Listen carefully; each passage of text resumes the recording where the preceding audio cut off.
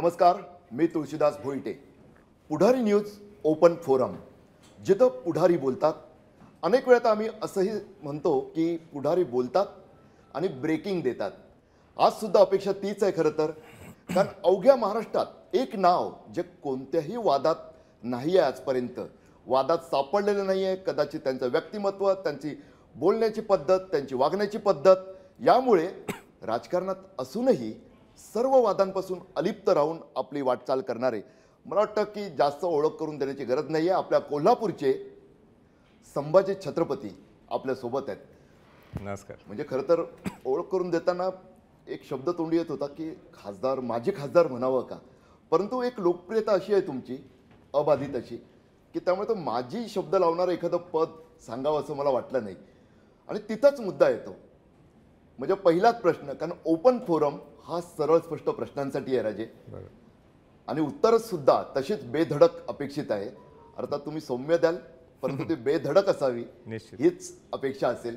पहिलाच प्रश्न आहे की जिथं माझ्या ओठावर आलेले शब्द मी गिळले, असं का घडतं राजे की खासदारकी दिली जाते आणि त्यानंतर मुदत संपायला आल्यावर केवळ द्यायची नाही अशा भूमिकेत काही मोठे पक्ष जातात. तुमचं काम, तुमचा लोकांचा संपर्क, अनेकदा असे खंत सुद्धा तुम्हाला मानणारा एक मोठा वर्ग आहे त्यांच्याकडून व्यक्त होते. शब्द खुपतील माझे, परंतु वास्तव मांडणं हेच पुढारी न्यूजचं काम आहे. की राजेंना त्यांच्या लोकप्रियतेला राजकीय पक्ष फक्त वापरून घेतात. पहिल्यांदा तुळशीदासची माझी जी ओळख तुम्ही करून दिली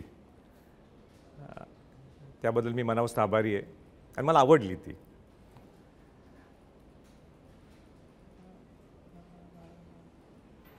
राज्यसभेच्या वेळी किंबहुना माझा कार्यकाळ संपल्यानंतर परत एकदा मला संधी पाहिजे होती, पण तो इतिहास आहे आणि त्या इतिहासात अडकून राहणं मी पसंत करत नाही आणि माझा तो स्वभाव नाही. अनेक व्यक्तींना जीवनात वरचढ येत असतात आणि त्यात पद्धतीने मला सुद्धा ते वरचढ तो प्रवास मला अनुभवावा लागला. खंत होती, पण त्यात मोठं काही ते घडणार होतं आणि ते म्हणजे स्वतःची संघटना, स्वतःचा पक्ष आणि ज्याचं नाव आहे स्वराज्य. जर मला राज्यसभा दिली असती, मला नाही वाटत तुम्ही मला आज बोलवलं असतं. आज स्वतंत्र एक भूमिका घेऊन जाणारं एक व्यक्तिमत्व तयार झालेलं आहे. स्वराज्याच्या माध्यमातून बाकीचे पक्ष काय करतात, बाकीचे पक्ष कशा आमच्या घराण्याचं नाव वापर करून घेत असतील किंबहुना आणि काय काय गोष्टी असतील, मला त्यात काही इंटरेस्ट नाही.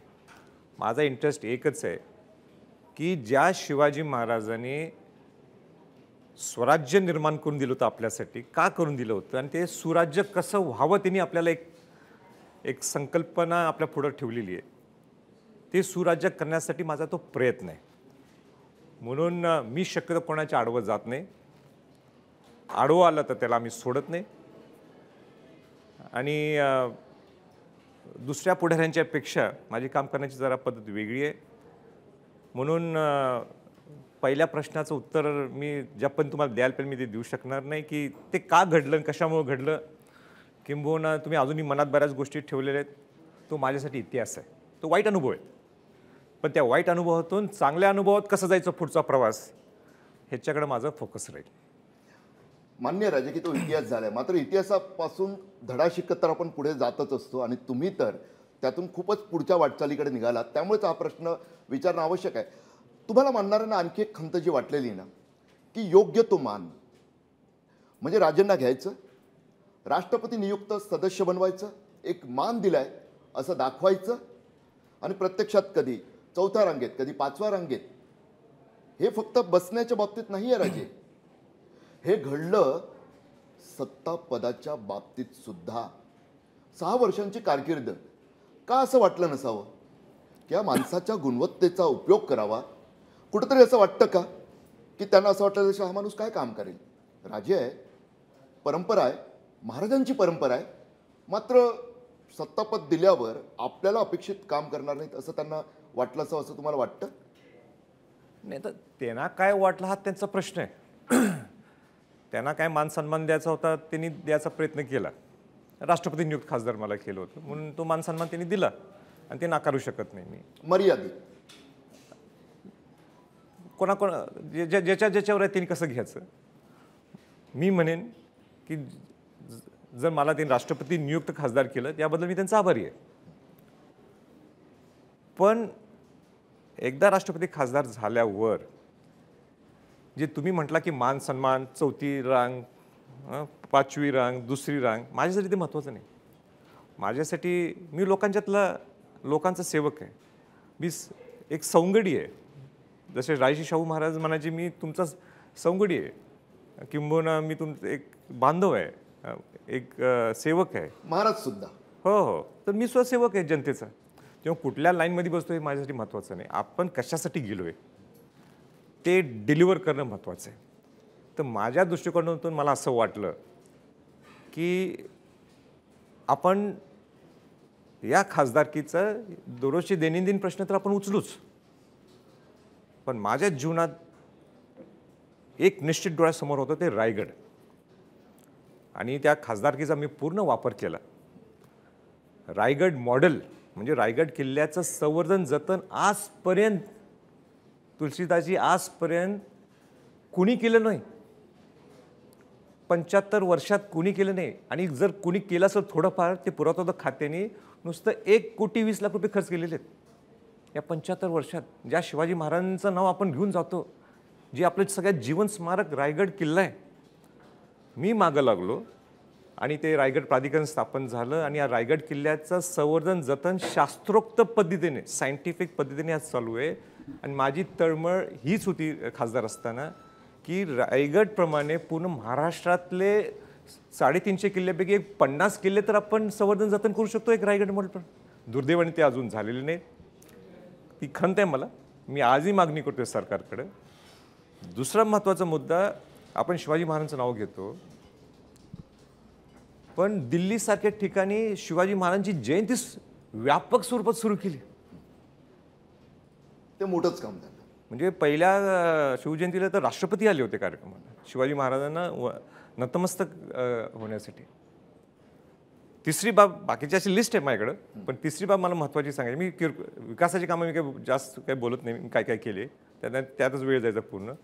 पण तिसरा महत्त्वाचा मुद्दा, मी राष्ट्रपतींना सांगितलं तुम्ही दिल्लीत बसता, शिवाजी महाराजांचं नाव घेता, शिवाजी महाराजांचा एवढा मोठा भव्य मोठा पुतळा त्या कॅम्पसमध्ये आहे पार्लमेंटच्या, तुम्ही का रायगडला येत नाही जिथं शिवाजी महाराज छत्रपती झाले.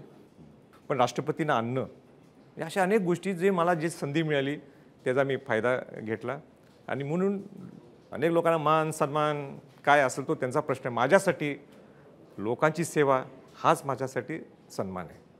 म्हणजे ब्रेकिंग देणारा शो म्हणून ओपन फोरमला ओळखलं जातं.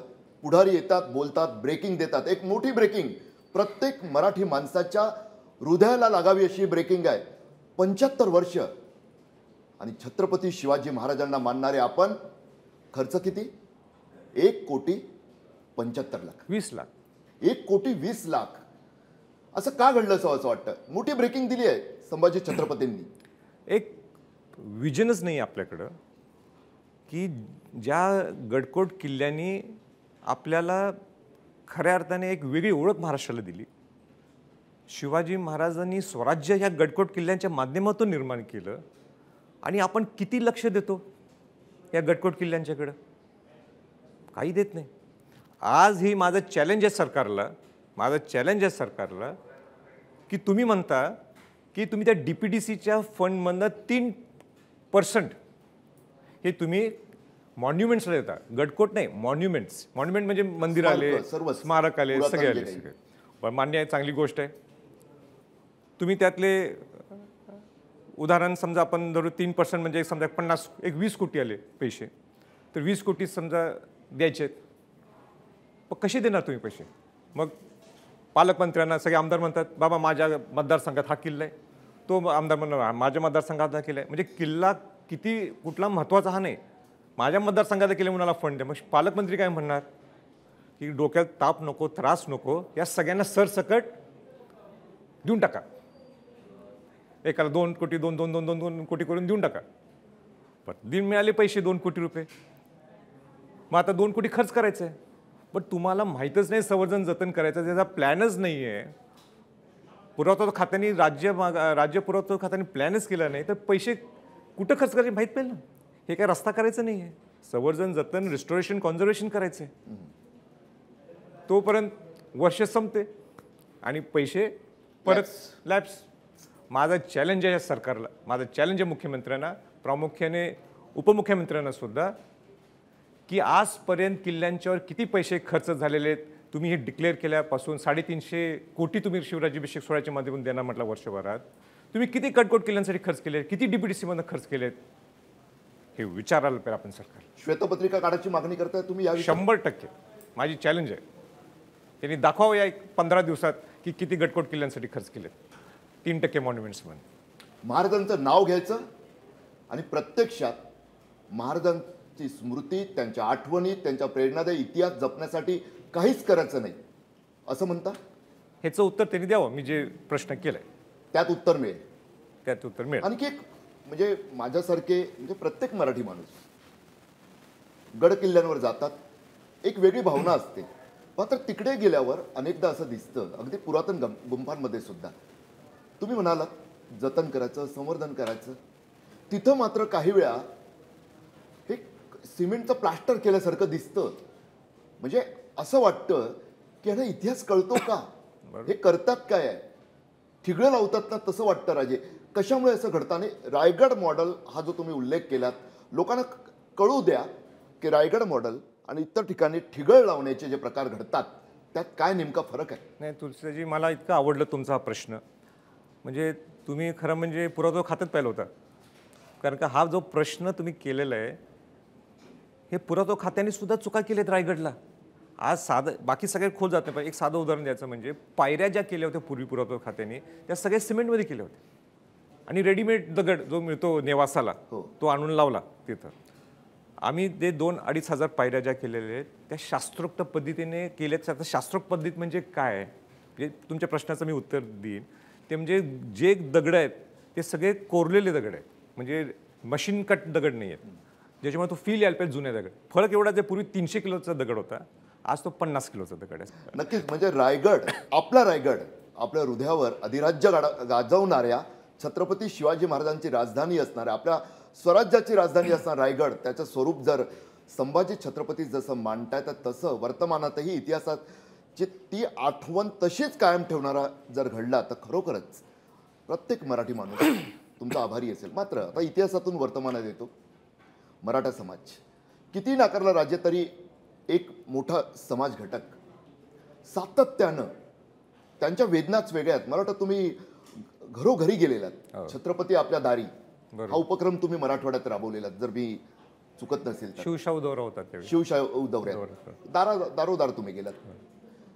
त्या दौऱ्यात तुम्हाला जे जाणवलं, त्यानंतर या समाजाला आरक्षण मिळालंच पाहिजे ही भावना प्रबळ झाली, जे तुम्ही अनुभवलेलं त्यावेळी.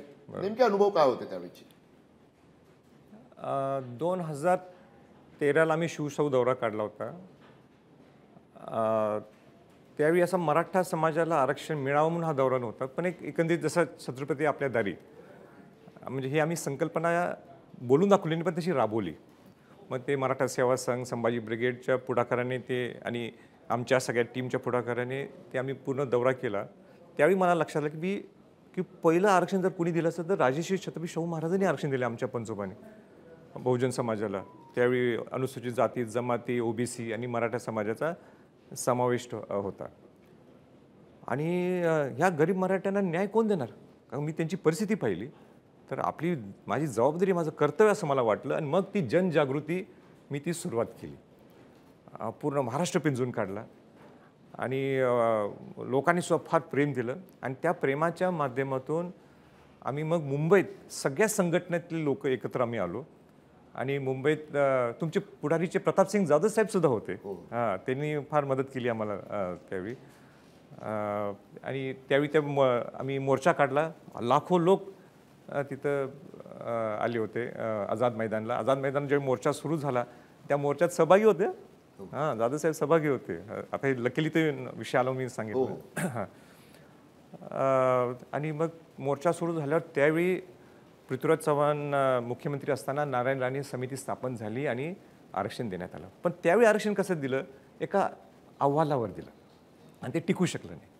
मग 2018ला परत 58 मोर्चे निघाले आणि परत आरक्षणाची मागणी झाली. मग त्यावेळीचे तत्कालीन मुख्यमंत्री देवेंद्र फडणवीस यांनी आयोग स्थापन केला, राज्य मागासवर्गीय आयोग स्थापन केला. त्याच्या माध्यमातून सर्वेक्षण झालं, सामाजिक मागास सिद्ध झालो आणि मग ते आरक्षण दिलं.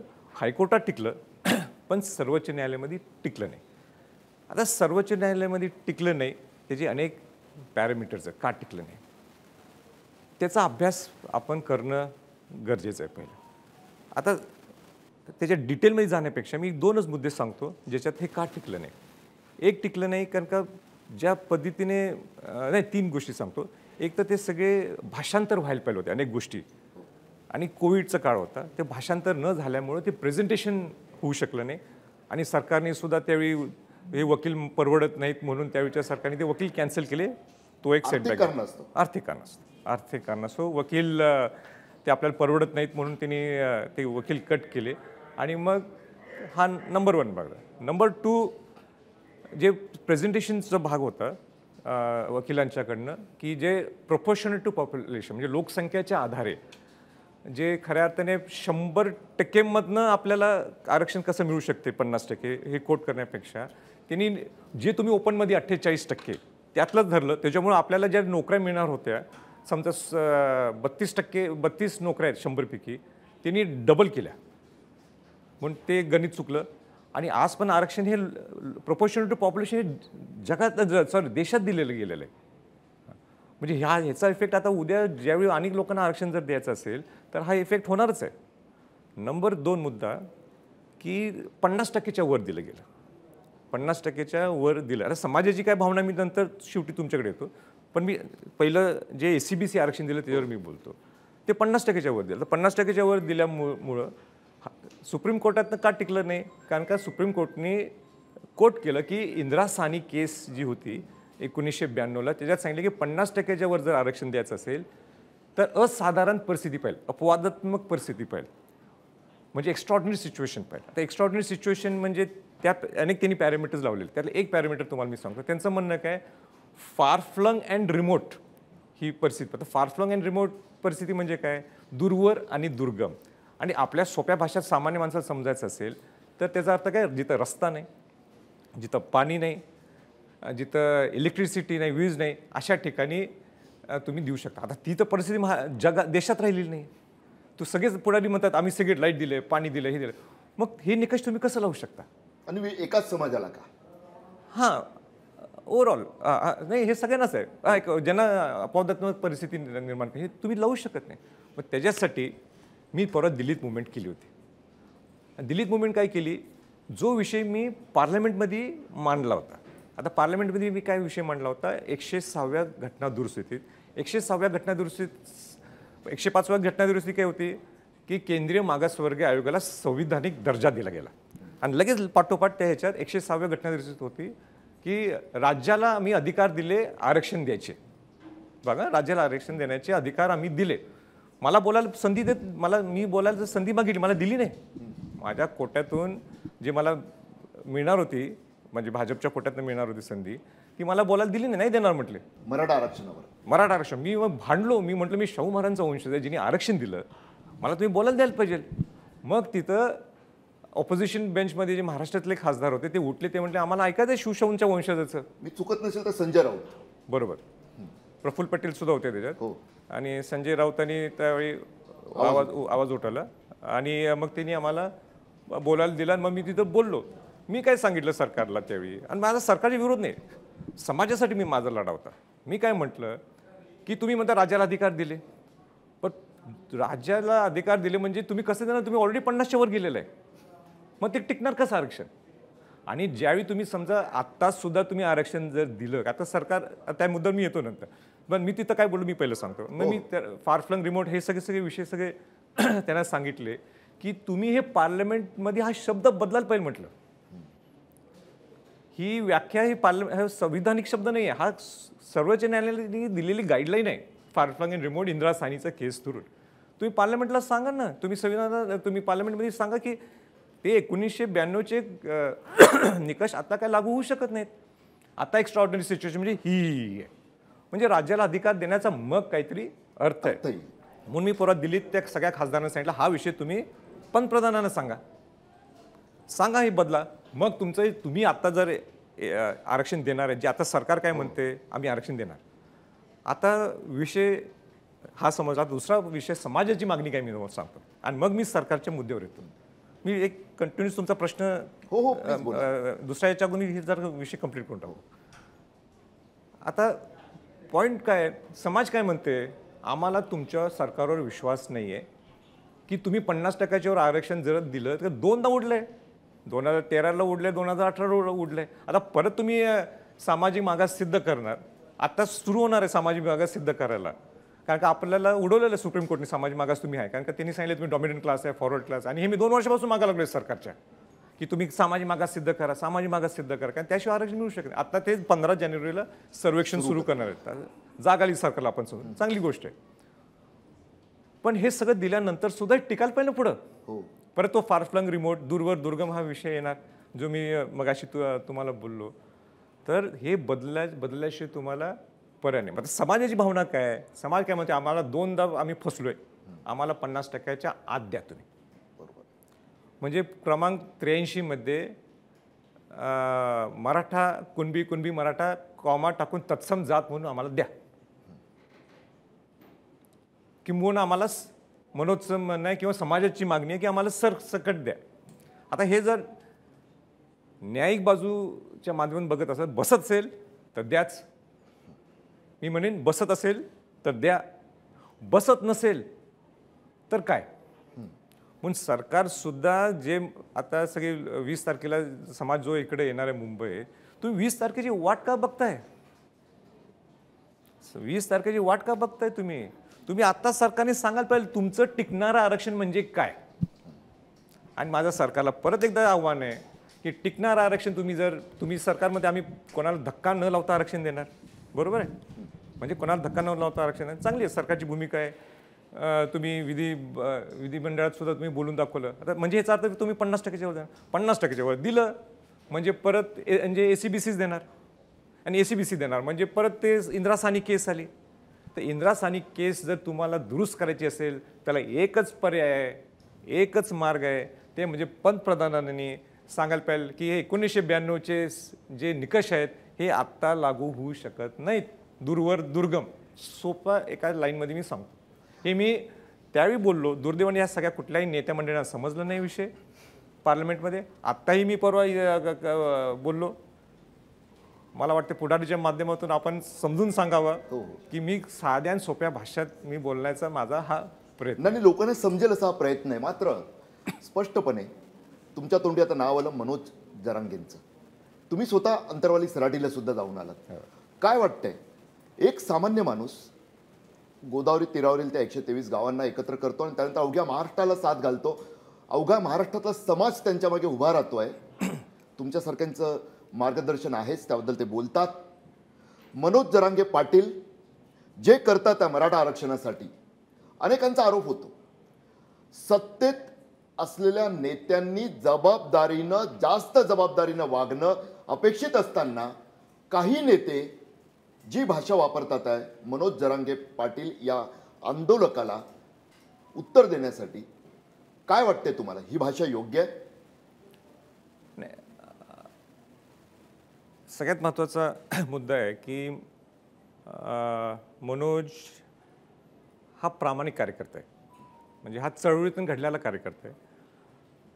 जे अंतरवालीला जे घडलं त्याच्या अगोदर सुद्धा पूर्वी त्यांनी आरक्षणासाठी लढा दिलेला आहे, आमरण उपोषण केलं. मी स्वतः दरवर्षी त्याच्याकडे 2-3 तास त्याच्यापूर्वी गेलो आहे.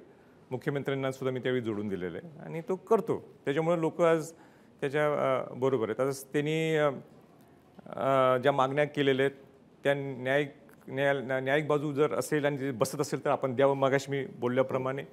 पण सरकारने न्यायिक आणि भावना ह्याचा समतोल काढणं गरजेचं आहे. ते सरकारची जबाबदारी आहे.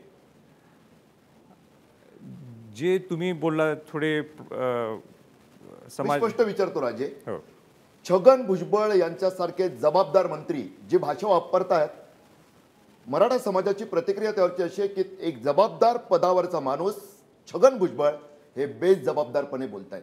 नाही, निश्चित आहे, काही चुकीचं नाही आहे. कारण का तुम्ही आयुष्यभर इकडे तुम्ही शाहू महाराजांचं नाव घेता, बहुजन समाजाच्या बद्दल चळवळ उभा करता, समता परिषद उभा करता. समता म्हणजे काय? कुणी आणला शब्द? हा शाहू महाराजांनी आणलेला शब्द आहे. शिवाजी महाराजांनी घडवलेले हे शब्द आहेत. त्यावेळी ते 18 पगड जात 12 बलते जर असेल, हा समता शब्द शाहू महाराजांच्यामुळे आलेला आहे. आणि मग तुम्ही असे जबाबदार व्यक्तिमत्व सरकारमध्ये बसता आणि असे स्टेटमेंट जर करता आणि जो जातीमध्ये तेढ निर्माण करता, हे साफ चुकीचं आहे. मी काय बोललोय मला माहित आहे, म्हणून मला ते वाक्य अजून बोलून मला ते माझं स्वतःला बोला राजाच बोला, कारण ओघा महाराष्ट्र पाहणार आहे पुढारी न्यूजवर. ओघा महाराष्ट्र. मी त्यांना म्हटलं हे ना हक्कलपट्टी करावी म्हटलं होतं मी गव्हर्नमेंटमधनं. जर काही तुम्ही अशा पद्धतीचं वाक्य रचना करत असाल, तुम्ही जबाबदार व्यक्तिमत्व आहे ना. आणि कोणी त्याचं चुकलंय म्हणून तुम्ही का चुकताय? तुम्ही पॉलिसीवर अटॅक करा. तुम्ही सांगा कोर्टात हे बसत नाही म्हणून त्याच्यावर अटॅक करा. वैयक्तिक कशाला जाता? दोन समाजामध्ये तेढ निर्माण का करता? जो कोण ज्याचा जन्म झाला असतो त्या समाजाची भावना किंवा समाजाच्या न्यायासाठी त्यांनी लढाच द्यायला पाहिजे. मग कोण कुठलाही समाजात असला तरी. स्वतः शाहू महाराज सुद्धा म्हणतात की तुमचं समाजावर प्रेम पाहिजे, तुमच्या समाजासाठी तुम्ही लढा द्यायला पाहिजे. मग कोणी कुठल्या समाजात असलं तरी ते काही चुकीचं नाही. पण त्याच्यासाठी तुम्ही काहीतरी असे वादग्रस्त स्टेटमेंट करायचे जेणेकरून तुमच्या एका स्टेटमेंटमुळं आणि कोणाच्या एका स्टेटमेंटच्यामुळं दोन समाजात वाद लावायचे. म्हणजे आपल्याला यूपी काय बिहार करायचं आहे का? की म्हणजे हा ह्या जातीचा आहे, म्हणजे संध्याकाळी आपण कुठेतरी बसलो गाव चावडीत बसलो आणि म्हटलं बाबा हे बाबा हे ह्या जाती तू लांब बस, आम्ही आमच्या समाजात आम्ही बसू. म्हणजे केव्हा तरी पार्लमेंटला आपण बघतो ना, ते महाराष्ट्राचे खासदार इकडे बसायचं, ते केरळचे खासदार इकडे बसायचे, इकडे पंजाबचे खासदार बसायचे. हे भारत आहे काय? किंवा हा आपला समाज आहे काय? हा आपला बहुजन समाज आहे. आपण सगळ्यांनी एकत्र सुखाने नांदायचं ना. का जातपातवर बोलायला पाहिजे आपण?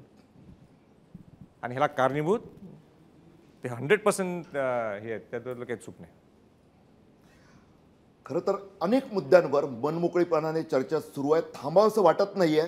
मात्र शेवटी टीव्हीचा नियम आहे, एक छोटासा का होईना ब्रेक घ्यावा लागतोच आहे. या ब्रेकनंतर ओपन फोरममध्ये पुढारी न्यूजची टीम आतुर आहे, कारण मनोज जरांगेंचं नाव आलं आहे. मराठा आंदोलनानं एक वादळ उठलेलं आहे, त्यामुळे त्या मुद्द्यावर सुद्धा प्रश्न विचारायचेच आहेत एका ब्रेकनंतर.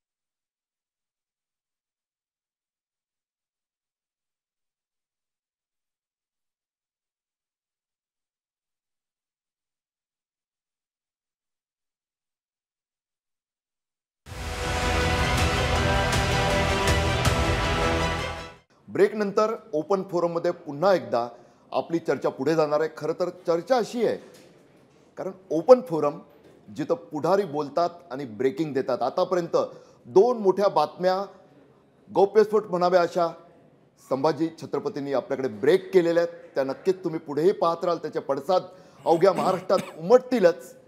आता मात्र पुढारी न्यूजची टीम आतुर आहे, कारण मनोज जरांगे पाटलांचं मगाशी मी म्हटलं तसं नाव आलं. एक वादळ उठलेलं आहे, त्याचे पडसाद महाराष्ट्रात उमटतात. राजे, जसं तुम्ही आता म्हणालात की टिकणारं आरक्षण मराठा समाजाला मिळावं यासाठी आताची जी चळवळ आपण बघतोय, जी आंदोलनं आहेत ती आहेत. याआधी 2 वेळा अशा पद्धतीचं आरक्षण दिलं गेलं, मात्र ते काही टिकलं नाही. तुम्ही असे काही पर्याय सुचवू शकता का? किंवा जर आत्ताही सरकार जर आरक्षण देऊ शकलं नाही, तर तुमच्याकडे असा काय पर्याय आहे, जो तुम्ही मराठा समाजाला सांगू शकता? तर माझं सरकारला पहिली विनंती ही राहणार आहे आणि सूचनासुद्धा राहणार आहे की जे मनोज जरांगेंच्या म्हणण्यापेक्षा समाजाच्या ज्या मागण्या आहेत हे तुमच्यापर्यंत पोचलेत. म्हणजे त्याच्यावर परत चर्चासत्र करायची काही गरज नाही आहे. मग तुम्ही त्यांना मुंबई पण का येऊन देता? मुंबई ही बिझनेस कॅपिटल आहे देशाचं. इथं काय उलटं सुलटं जर झालं काय असंतुष्ट लोक सगळीकडे असतात. तर जर झालं त्याचा गालबोट पूर्ण देशाला लागू शकतो आणि जगात ही न्यूज पोचू शकते. म्हणून मला ती मनापासून भीती आहे. म्हणून तुम्ही आत्ताच सांगून टाका ना तुम्ही कशा पद्धतीचं तुम्हाला आरक्षण द्यायचं आहे. तुम्ही म्हणता टिकणार आरक्षण, तर बी व्हेरी स्पेसिफिक. म्हणजे हे आम्हाला असं आम्ही अशा पद्धतीने आरक्षण देणार आहे आणि आम्ही असं हे टिकवणार आहे. तुम्ही वाट का बघायला लागलाय की हे सगळं पूर्ण समाज इथं मुंबईत याचं? हे माझी पहिली सूचना आहे सरकारला, तुम्ही इमिजिएट करायला पाहिजे. नंबर 2, मी तुम्हाला हा मुद्दा जो सांगितला की तुम्ही सरकारच्या आत्ताच्या म्हणजे सरकारच्या विजनमधनं दिसते की तुम्ही 50% वर म्हणजे ACBCच देणार. मग ते कसं टिकवणार? इंदिरा साहनी केस ती आडवी येणार आहे. त्यासाठी पंतप्रधानांनी ह्याच्यात इंटरव्हीन करावंच लागते. कॅबिनेट बोलवा तुम्ही आणि हे शब्द म्हणायचे ते पार्लमेंटमध्ये येणारं बजेट सेशन असेल त्या तुम्ही करू शकता का? बघा की हे तुम्ही लाईन हे बदलून टाका ना. तुम्ही ते जे निकष लावलेले ते फार फ्लंग अँड रिमोट, दूर आणि दुर्गम, छोटी गोष्ट आहे ती, काय फार महत्त्वाची गोष्ट नाही आहे. त्याच्यासाठी तर आम्ही लढा उभा करणारच आहे. पण मी का सध्या थांबलो आहे? कारण का आत्ताचं जे 20 तारखेपर्यंतचं जे मुवमेंट चालू आहे मनोज जरांगेंची, त्याला कुठेतरी छेद लागायला नको. कारण शेवटी तुझी समाजाची मुवमेंट आहे आणि समाजाच्या मुवमेंट, मी स्वतः समाजाचा सेवक आहे, पण समाजाच्या मुवमेंटला कुठं छेद लागायला नको. मी थांबलो आहे. सरकारने ते क्लिअर करायला पाहिजे. तुम्ही कसं देता? दिलं तर उत्तम आहे, आम्ही सपोर्ट करू, स्वागत करू. पण नाही झालं तर हा पंतप्रधानांचा मुद्दा महत्त्वाचा आहे आणि रास्त आहे. 2. तिसरा मुद्दा माझा हा आहे की 50% वर आरक्षण 25 ते 27 राज्य ऑलरेडी देतात. मग ते कसे देतात? त्यांना कसा परवानगी मिळालेली आहे द्यायला 50% वर? मग स्वराज्याच्या माध्यमातून मी ठरवलं आहे की 20 तारखेची सगळी मुवमेंट संपली जरांगेंची आणि त्या आपल्या समाजाची मुवमेंट संपली की मग त्यातनं काय जर निष्पन्न झालं नाही तर मग PIL आपण दाखल करायचा स्वराज्याच्या माध्यमातून आणि विचारायचं की बाकीच्या 27 राज्यांना 50% वर तुम्ही आरक्षण देता, मग महाराष्ट्राला का नाही? हा एवढेच पर्याय. आणि सगळ्यात हे PIL सगळं सुद्धा नंतर आहे. सगळ्यात महत्त्वाचं आहे की जरांगेंचं काय होते बघा, समाजाने ते 20 तारखेचं काय होतं बघा. नाहीतर मग पंतप्रधान इंटरव्हीन करायलाच पाहिजे. तिने सोपा मार्ग आहे. जसं तुम्ही आता सरकारने काय करावं हे सांगता आहात, तसंच दुसरी एक महत्त्वाची गोष्ट ती म्हणजे याच्या आधी जो तुम्ही उद्रेकाचा उल्लेख केलात तो जालन्यामध्ये झालेला आपण सगळ्यांनी बघितलाय. 20 तारीख आता जवळ येते. सगळे मराठा बांधव जे आहेत ते मुंबईकडे यायला निघतील. जर सरकार अपयशी ठरलं आरक्षण देण्यासाठी आणि जर पुन्हा एकदा उद्रेकासारखी परिस्थिती जर निर्माण झाली, शक्यतांवर आपण बोलतोय, तर तुमची नेमकी भूमिका काय असेल? तुम्ही आताच या समाजाला नेमकं काय आवाहन कराल? नाही, निश्चित हा विषय संवेदनशील विषय की एवढे लाखो लोक ज्यावेळी तिकडे येतात मुंबईत आणि सगळ्या ठिकाणी दुर्दैवाने अनेक असंतुष्ट लोक असतात. मराठा समाजातले लोक असे केवळच करणार नाहीत. 58 मोर्चे जर तुम्ही बघितलं असेल तर सगळे शांततेने झालेले मोर्चे आहेत, ज्याचा आदर्श पूर्ण जगाने घेतला. ते होणार नाही. पण अनेक समाजात असंतुष्ट लोक असतात वेगळ्या इकडं, ज्याच्यातनं अशा गोष्टी होऊ शकतात आणि तर ते घडलं तर ते चुकीचं होऊ शकेल. पण हे परत मला ते रिवाईज करायचं आहे की तुम्ही वेळ का आणून देताय? तुम्ही वेळ का हे आणून देताय की समाजाने इथं मुंबईपर्यंत यायचं? तुम्ही आत्ताच सॉल्व्ह करा ना. बोला तुम्ही टिकणार आरक्षण काय. आणि तुलसीदाची मला मगाशी एक विषय राहिला की हे सगळं जर मगाशी यामिनीने जो पॉईंट पहिला प्रश्न होता जो माझा एकदम स्ट्राईक झालाय, तो म्हणजे ह्यातला आणि मार्ग काय? तो मार्ग आहे म्हणजे जसं बिहारनी जातवार सर्वेक्षण केलं जनगणना केली. हां हो, कास्ट सेन्सस जातनिहाय. हां हो, जातनिहाय केली. जसं कास्ट सेन्सस त्यांनी केलं म्हणजे काय होईल, परत एकदा सगळ्या समाजातल्या लोकांचं जातवार सेन्सस होऊन दे, कास्ट सेन्सस होऊन दे आणि जे सामाजिक मागास आहेत ते सगळे सिद्ध करावं लागतील. SC ST सोडून, SC ST सोडून जे OBCमध्ये आहेत. मग त्यामध्ये मराठा समाजसुद्धा जर सामाजिक मागास सिद्ध झालं तर तुम्हाला प्रोपोर्शनेट टू पॉप्युलेशन, लोकसंख्येच्या आधारे तुम्हाला सगळ्यांना आरक्षण देता येईल. कारण का अनेक OBCमध्ये सुद्धा खतखत आहे की आम्ही 12 बलुतेदार आहोत, आम्हाला आरक्षण दिलंय म्हणतात, पण आम्हाला त्याचा फायदाच होत नाही, लाभार्थी नाहीत. तर ह्याचं बिहारची जी जो पॉलिसी त्यांनी इम्प्लिमेंट केली आहे ही ॲट लार्ज उद्या हा आपल्याला महाराष्ट्रात सुद्धा हे करावी लागेल. राजे, जातनिहाय जनगणनेची मागणी आता बरेच जण करू लागलेत. बिहारनंतर आता काँग्रेस मागणी करते, इतर ठिकाणाहून इतरही पक्ष मागणी करतायत, पण भाजपचा याला साधारण विरोध दिसतोय. तर हा विरोध का आहे? आणि मला समजत नाही का विरोध आहे. का आता काँग्रेस जाऊन दे का भाजप जाऊन दे, कोणी जाऊन दे, करायला काही हरकत आहे. प्रोपोर्शनल पॉप्युलेशन सगळ्यांनाच मिळणार. बरं, हे लोकसंख्येच्या आधारे हे कोणी आणलेलं आहे? बाबासाहेब आंबेडकरांनी सांगितलं ना विषय. हे संविधानात त्याची रेकॉर्डवर येते, मग काही अडचण आहे. बरं, आणि पूर्वीपासून ठरलेलं आहे दर 10 वर्षाला रिव्हिजन व्हायला पाहिजे. 10 वर्षाला रिव्हिजन व्हायला पाहिजे की कोणाला किती लाभार्थी आहेत, किती लोकांना मिळालेलं नाही आहे, त्यांना सुद्धा मिळालं पाहिजे. रिव्हिजन करा तुम्ही 10 वर्षानंतर. जेव्हा अशी मागणी होते किंवा मराठा आंदोलनं जेव्हा जरांगे करतात तेव्हा इतर समाज उभे राहतात, तर एका समाजाविरुद्ध दुसऱ्या समाजाला उभं करण्याची काही राजकीय खेळी या निमित्ताने होते का? आता ते नाकारू शकत नाही. आणि ज्याला अंडर करंट असणारच हा, ज्याला थोडा इंटरनल सपोर्ट राहू शकतो. आणि या लोकशाहीचं म्हणजे ती मुवमेंटच भाग आहे. आजपर्यंत ते अनेक चळवळी बघितल्या की जे सत्तेत आहे त्यांच्या विरोधात अनेक बाकीचे जे सत्तेत नाही ते लोक मदत करत असतात. पण ठीक आहे, शेवटी त्यातनं समाजाचं हित होत असेल तर चांगली बाब, काही अडचण नाही. पण 2 समाजात तेढ निर्माण होत असेल तर ते चुकीचं आहे. ते कसं कंट्रोल करता येईल त्याच्याकडे बघायला पाहिजे. म्हणजे तुम्ही दुसरे राजकीय पक्ष काय ती विरोधात सपोर्ट करत असतील, ठीक आहे, म्हणजे इट इज ॲक्सेप्टेड. तो एक लोकशाहीचा एक भाग आहे. पण त्याच्यात तेढ निर्माण जर होत असेल तर त्याच्यासाठी खबरदारी घ्यायला पाहिजे. प्रश्न केंद्राकडून सुटू शकतो, पण तो त्यांनी राज्याकडे ढकललेला आहे. मग ते 50% आरक्षणाची मर्यादा असेल किंवा तुम्ही म्हणालात तसं निकष बदलण्याचे मुद्दे असतील, याच्यासाठी तुम्ही काही वर्ष प्रयत्न करताय. म्हणजे याआधी तुम्ही पंतप्रधानांची भेट घेण्याचा प्रयत्न केला किंवा खासदारांना एकत्र करून पंतप्रधानांकडे तो किंवा केंद्र सरकारकडे हा मुद्दा मांडण्याचा प्रयत्न केला. तुम्हाला यामध्ये गेल्या 2 वर्षात किंवा 2-3 वर्षात किंवा जेव्हापासून तुम्ही प्रयत्न करता आहात तेव्हापासून काय प्रतिसाद मिळालेला? नाही, काहीच नाही. मी जर काही चुकीचं बोलत असेल तर त्यांनी सांगावं. मी पंतप्रधानांची भेट सुद्धा मागतो ह्याच्यासाठी. द्या तुम्ही भेट, आमचं ऐका. तुम्ही न्यायाधीश गायकवाड असतील, न्यायाधीश शिंदे असतील, आताचे न्यायाधीश भोसले असतील, त्यांना सांगा, त्यांना पुढारीच्या माध्यमातून तुम्ही विचारा. मी काही जर चुकीचं बोलत असेल तर मी शब्द परत घेईन. आमच्याकडे आरक्षणाचा फॉर्म्युला आहे. आम्हाला सत्ता द्या, आम्ही 10 मिनिटात आरक्षण देतो. कोण म्हणते? असे अनेक नेते म्हणतात की आम्हाला 10 मिनिटात आम्ही आरक्षण देतो, आमच्याकडे फॉर्म्युला आहे. असा काय फॉर्म्युला आहे की ते बिना सत्तेशिवाय देऊ शकत नाही? जो काय फॉर्म्युला मी तुम्हाला समोर सांगितले. मी 2007 पासून मी ह्याच्यात माझा लढाई, माझा अनुभव आहे. मी काही फार विद्वान नाही किंवा मी फार सगळ्या गोष्टी मला समज असं नाही. त्याचा एक अभ्यासक आहे मी. पण जे काही मी जे काही तुमच्या पुढं मांडलेत हे सत्य आहे. ह्याच्यापेक्षा पलीकडे काही आपण करू शकत नाही. फक्त राजकीय फायद्यासाठी असे वक्तव्य केले जातात का? मग आता मी त्या डायरेक्ट त्या ह्याच्यात नसल्यामुळं, सत्ता केंद्रामध्ये नसल्यामुळं ते मला सांगता येणार नाही. मी सत्ता केंद्रामध्ये आल्यानंतर तुमच्या प्रश्नाचं उत्तर देतो. राजे, माझा एक असा प्रश्न आहे की जरांगे आत्तापर्यंत अनेकदा म्हणाले की आम्हाला 50% वरचं आरक्षण नको. आणि ते का नको? कारण तुम्ही आता सांगितलं की 50% वरचं आरक्षण टिकणार नाही. आणि याआधी तुम्ही ते मांडलं सुद्धा आहे राज्यसभेमध्ये. तुम्ही अनेकदा हे मुद्दे मांडून सुद्धा अद्याप त्याच्यावर काहीच निर्णय घेतला जात नाही.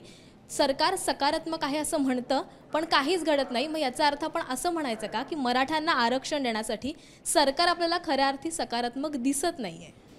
म्हणजे राजे, स्पष्ट शब्दात सांगायचं तर प्राचीला हे विचारायचे की सरकार, सत्ताधारी हे मराठा समाजाची फसवणूक करतायत का? नाही, 2013ला कोण सरकार होतं ते आपण बघायला पाहिजे. 2018ला कोण होतं हे आपण बघायला पाहिजे. आणि 2024ला कुठलं सरकार हे आपण बघायला पाहिजे. त्याच्यामुळे काय आहे, यात सगळे सरकार ह्याच्यात सहभागी आहेत. त्यासाठी मी सत्ताधारी म्हटलं. हां, सगळे म्हणजे सगळ्यांनी सत्ता भोगलेली आहे. या 2013, 2018 आणि 2024 म्हणजे सगळेजण त्या सर्कलमध्ये आलेले आहेत.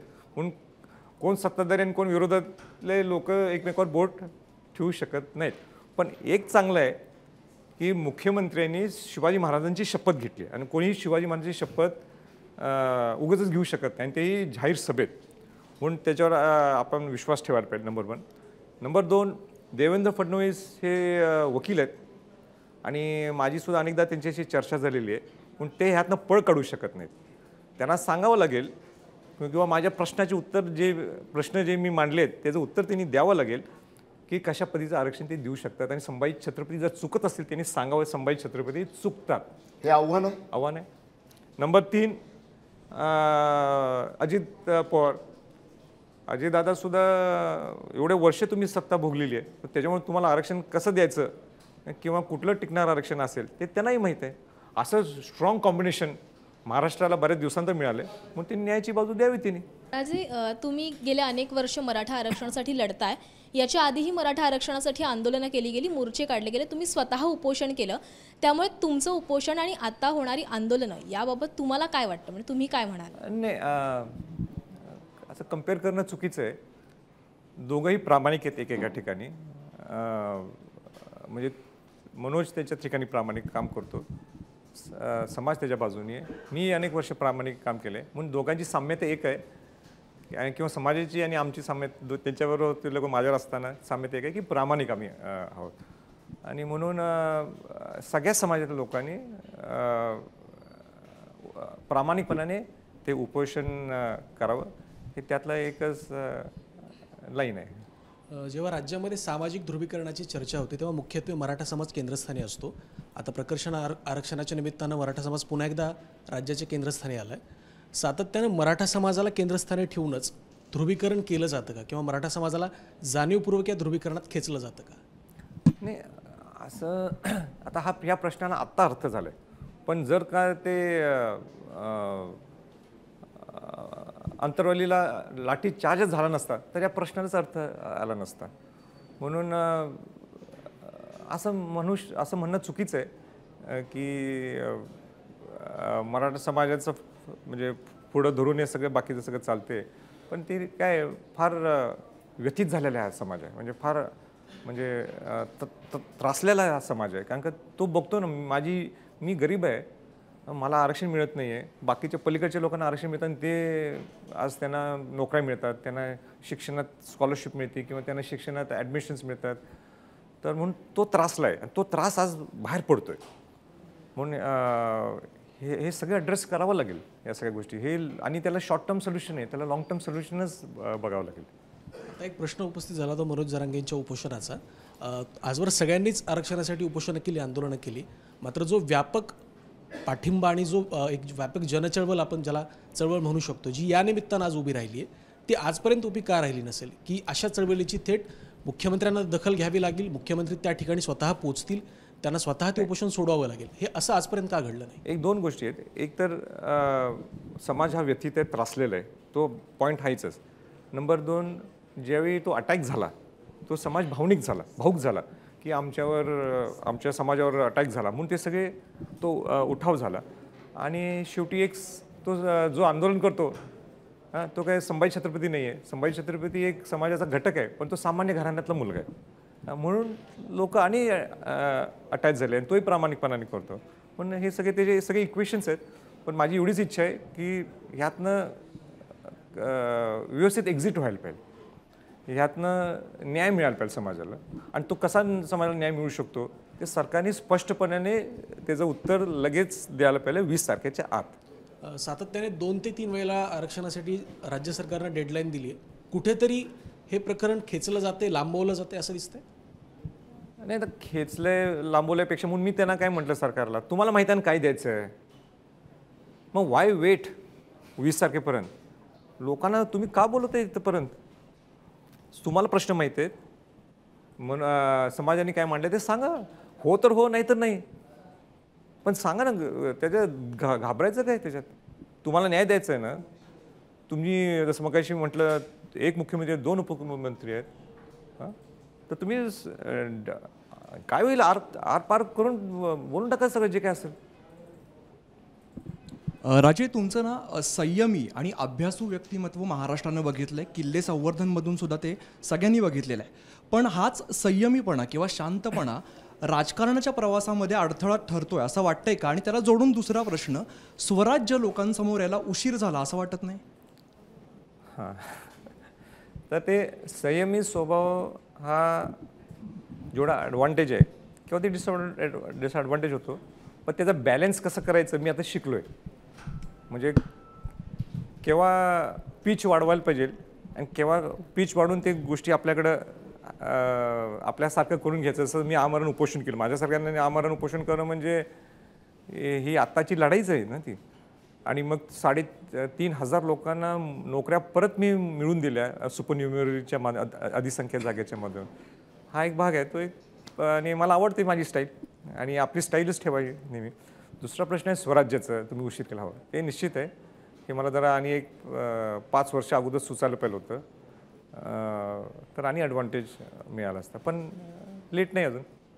राजे, स्वराज्यासाठी 5 वर्ष उशीर झाला आहे, पण निवडणूक लढवायला स्वराज्यमार्फत आणखी 5 वर्ष उशीर तर होणार नाही ना? या निवडणुकीत स्वराज्य असेल का? पहिल्यांदा आम्ही ठरवलं होतं की स्वराज्याच्या माध्यमातून विधानसभा इलेक्शन लढवायच्या, कारण का लोकसभेत एवढ्या सीट्स आपण लढू शकत नाही, कारण का तेवढा आमची ताकदसुद्धा नाही, हे मान्यच करायला पाहिजे. पण मुख्य प्रवाहात लोकसभेत राहणार आणि स्वराज्याच्या माध्यमातून आम्ही पुढे येणार हे निश्चित आहे. म्हणजे लोकसभेच्या निवडणुकीत स्वराज्याचे उमेदवार असतील की नसतील, किंवा विशेषतः संभाजीराजे छत्रपती असतील की नसतील? माझं मी लढवायची की नाही लढवायची हे स्वराज्यच ठरवेल. आणि माझ्यापेक्षा सुद्धा स्वराज्याने ह्या मुख्य प्रवाहात येणं गरजेचं आहे आणि त्यासाठी माझा फोकस राहणार. आणि जर लोकसभा निवडणुकीत राजे दिसलेच तर ते नाशिकमधून असतील की कोल्हापूरमधून असतील? ते वेळ सांगेल.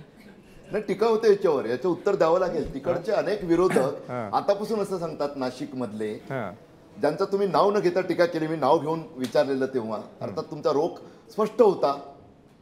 कोल्हापूर घरचं, कोल्हापूरचे राजे मात्र कोल्हापूरमध्ये ते लढवू इच्छित नाहीत, कोल्हापूरमध्ये घाबरतात संभाजी छत्रपती, म्हणून नाशिककडे येतात आहे. हे तुम्ही आता एकदम असं मला शेवटचा पंच द्यायला लागला काहीतरी. नाही, आता ते विचारलं, आता काय करणार, पुढारी निवड. संभाजी हा लोकांचा आवाज आहे. संभाजी छत्रपतींची खासियत ही आहे की घाबरणे हा शब्द माझ्या जवळपास सुद्धा येऊ शकत नाही. आणि घाबरायचं असतं तर मी म्हणजे एवढी मी धाडसाने अनेक मोहीम घेतलेल्या आहेत माझ्या, मग रायगड असून दे किंवा आणि बऱ्याच गोष्टी आहेत. म्हणून भीती आणि घाबरणे हे माझ्या रक्तात नाही आहे. कोल्हापूर काय नाशिक काय आणि कुठं ही वेळच सांगेल. राजे, सरसकट कुणबी प्रमाणपत्राची मागणी होते. जर ती मागणी मान्य झाली तर राजे स्वतः कुणबी प्रमाणपत्र घेतील का? नाही घेणार. आणि अजून एक याला जोडून प्रश्न आहे की नवी मुंबईमध्ये माथाडी कामगार जास्त आहेत, तर त्यांच्या अनेक मागण्या आहेत, वेतनवाढ असो किंवा त्यांच्या मुलाबाळांच्या कुठल्या सुविधांसाठी असेल, तर याबद्दल तुमचं मत काय आहे? नाही, एक तर पहिलं म्हणजे मी कुणबी घ्यायचा किंबहुना आरक्षण घ्यायचं हा विषयच येत नाही.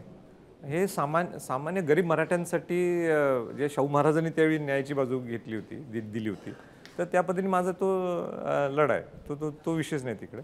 नंबर 2, तर माथाडी कामगारांचा विषय हा फार सेन्सिटिव्ह होत चाललेला आहे. आणि बिचारे सगळे ह्या पश्चिम महाराष्ट्रातले सगळे लोक आहेत आणि त्यांच्यासाठी अनेकदा मला नरेंद्र पाटील असतील या सगळ्यांनी मला अनेकदा कार्यक्रमाला बोलवलं होतं. हो, त्यांच्या मागं उभारायला पाहिजे. बिचारे म्हणजे ते मला वाईट वाटते, म्हणजे माथाडी कामगारांसाठी लढा द्यायचा, पण ते सगळं सामान उचलून घेऊन जाणं म्हणजे फार हालाकीची परिस्थिती येते सगळी.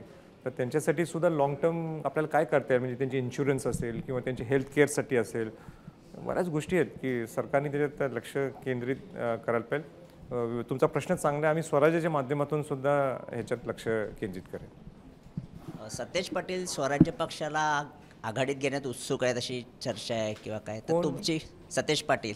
सतेज पाटील तर तुमची काय भूमिका?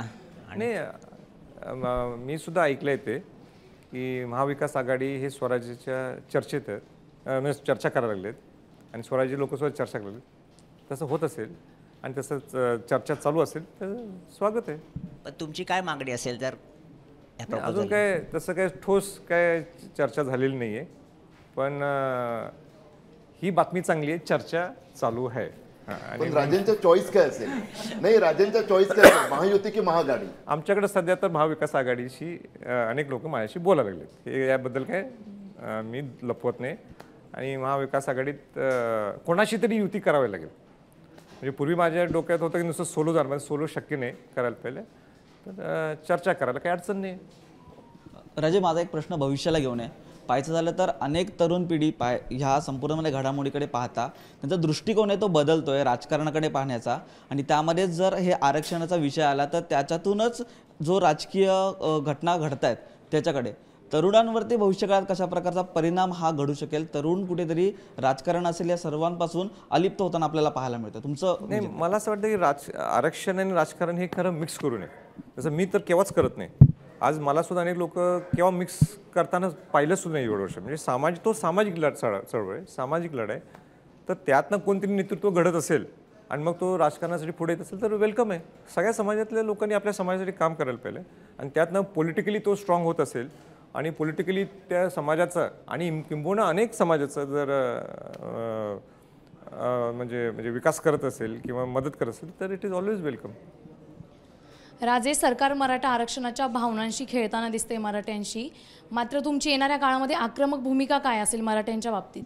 नाही, मी क्लिअर केलं की 20 तारखेपर्यंत आपण वाट बघू सरकार काय मुवमेंट करते. म्हणून समाजाच्या मागण्या सरकार काय सॉल्व्ह करते. ज्या 2 मागण्या समोर आलेत आता ते न्यायालयात न्यायिक बाजू कशी ते देता येतील, कसं बसवता येईल. कारण का शेवटी दिलं आणि नाही टिकलं, काय नुसतं GR काढला आणि नाही टिकलं तर तसं चालणार नाही ना. का अनेक पूर्वी काहीतरी 48 मुलांनी आत्महत्या केलेत. आता या 1.5-2 महिन्यात काहीतरी 25 मुलांनी आत्महत्या केलेत. हे सत्र चांगलं नाही ना वाढलं तर. म्हणून जे काय न्यायिक असेल ते द्यायला पाहिजे. ते नाही झालं तर मी तुम्हाला 2-3 गोष्टी सांगितल्यात.